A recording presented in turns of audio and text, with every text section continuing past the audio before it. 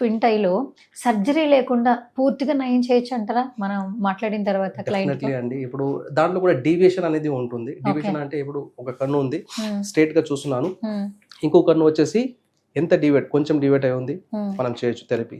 ఇంకా కొంచెం చేయొచ్చు. అంటే లెవెల్ బట్టి మోర్ అంటారా? దెన్ మెజర్స్ ఎక్కువ లెవెల్ ఉందనుకోండి. More yeah! దెన్ ఎక్కువ. యెస్. ఎక్కువ ఉందంటే మనం డెఫినెట్లీ విజన్ థెరపీ త్రూ చేయలేము.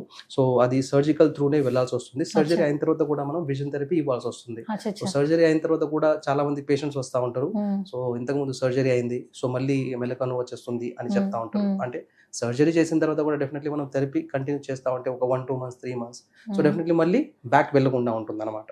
ఏదైతే స్క్వింట్ ఉంటుందో సో, మినిమమ్ డీవియేషన్ ఏదైతే ఉంటుందో హ్మ్. Like 10 prism, 12 prism or 15 prism under లోపల ఏమైనా ఉంటే మనం డెఫినెట్లీ వాళ్ళకి థెరపీ ఇస్తూ వాళ్ళ డీవియేషన్ ఏదైతే ఉంటుందో స్క్వింట్‌ని నియర్ టు నార్మల్ థెరపీ త్రూనే చేసుకోవచ్చు. ఓకే. మన అశోకలో సక్సెస్ రేట్ గురించి చెప్పాలంటే ఏం చెప్తారు సార్? డెఫినెట్లీ అండి. మన దగ్గర మల్టిపుల్ కేసెస్ వస్తా ఉంటారు. Not only vision therapy. So, ఓవరాల్‌గా ఏదైతే ఉంటుందో పిల్లలు ఆల్మోస్ట్ ఒక 6,000-8,000 పిల్లలు ఇక్కడ నుంచి వెళ్ళిపోవడం జరిగింది.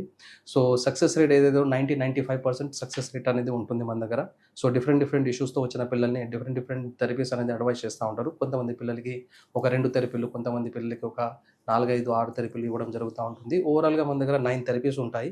సో, ఆ 9 థెరపీస్‌లో ఎవరికి ఏదైతే నీడ్ ఉంటుందో అలాంటి థెరపీస్ అడ్వైస్ చేసి ఫ్యూ మంత్స్ కొంతమందికి 1, 1 ½ ఇయర్ దాకా కూడా థెరపీ ఇవ్వడం జరుగుతా ఉంటుందన్నమాట.